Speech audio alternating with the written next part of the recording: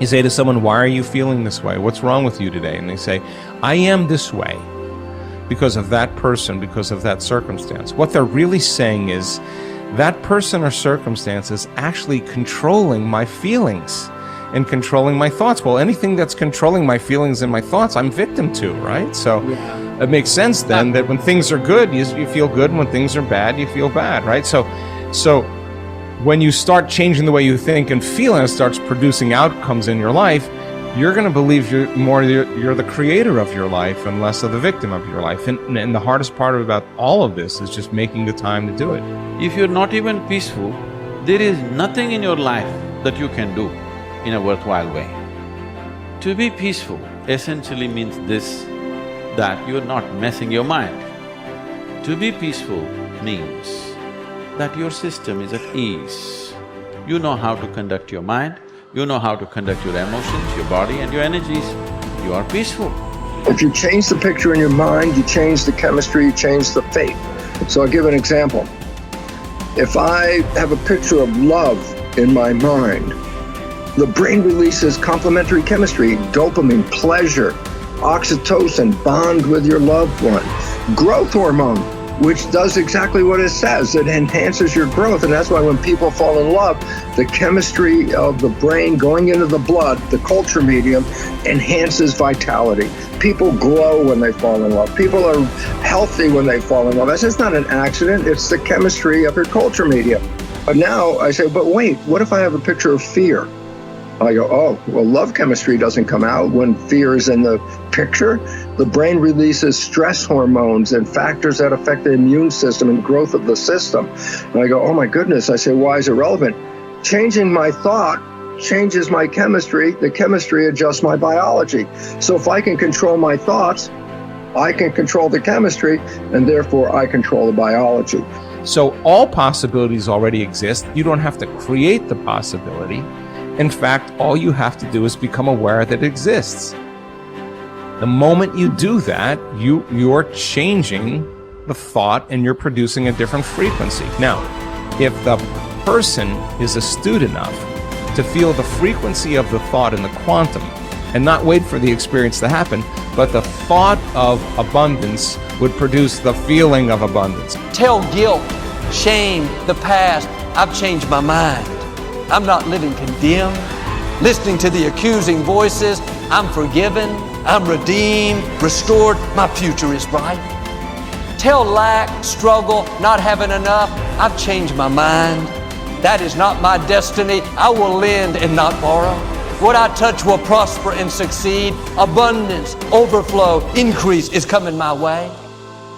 Train your mind. Train your mind not to focus on the problem and make it bigger, but focus on the solution to solve it. Stay positive, stay focused, and most importantly, stay strong. The way we've been using our thoughts are not necessarily productive.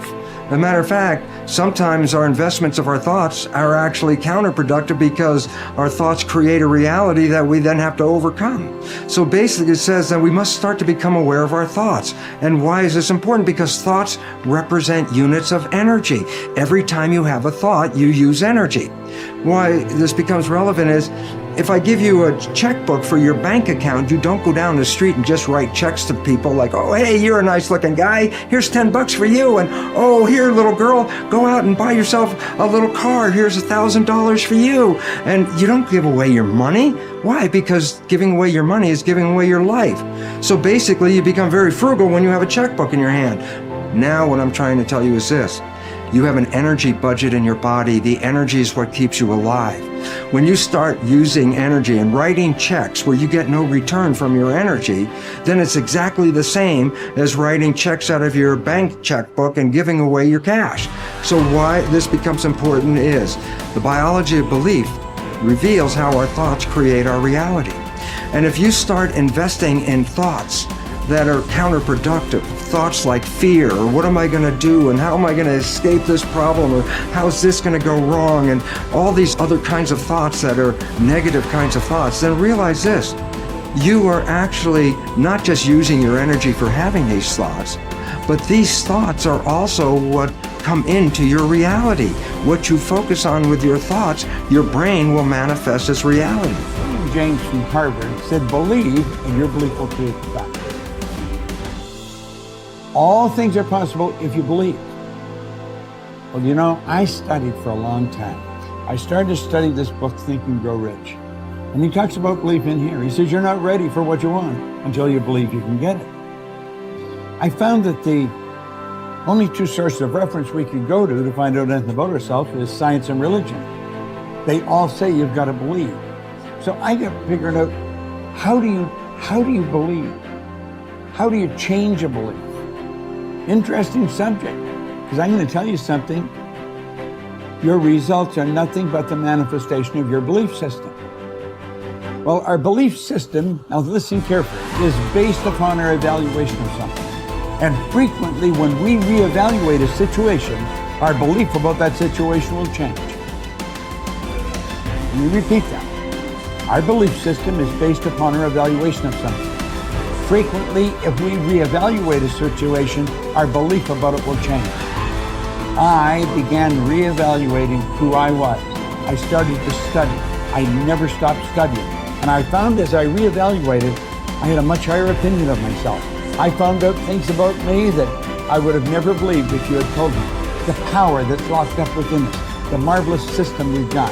Do you know the blood circulates through your veins every 33 seconds, through hundreds of miles of passageway? Bang, just like that, clears all the food in and all the garbage out. Stop and think of the central nervous system. It's the most complex electrical system in the world. And you've got it. Think of your brain, an electronic switching station like that.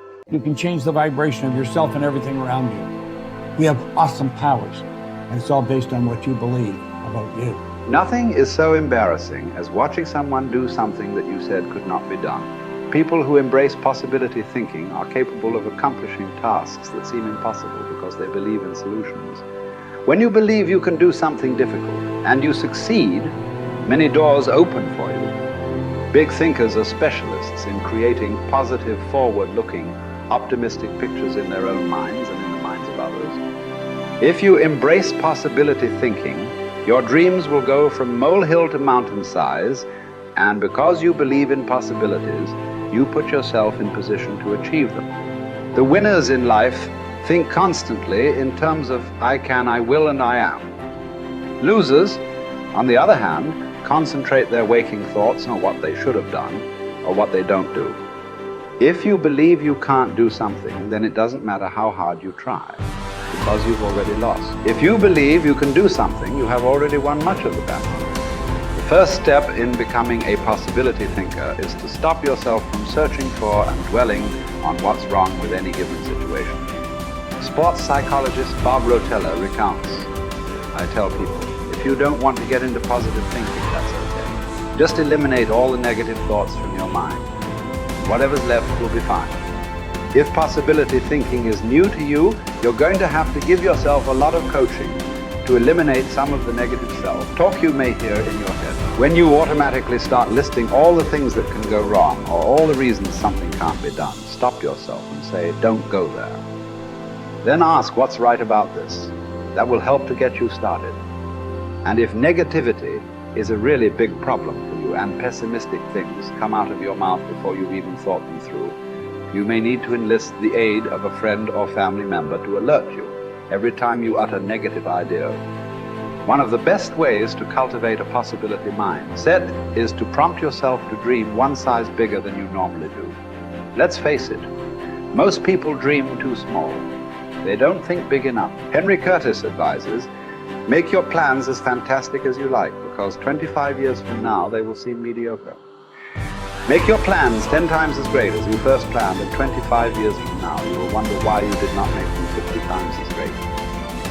If you push yourself to dream more expansively, to imagine your organization one size bigger, to make your goals at least a step beyond what makes you comfortable, you will be forced to grow. And it will set you up to believe in greater possibilities. Most people want their lives to keep improving, yet they value peace and stability at the same time. People often forget that you can't improve and still stay the same. Growth means change. Change requires challenging the status quo. If you want greater possibilities, you can't settle for what you have now. When you become a possibility thinker, you will face many people who will want you to give up your dreams and embrace the status quo. Achievers refuse to accept the status quo.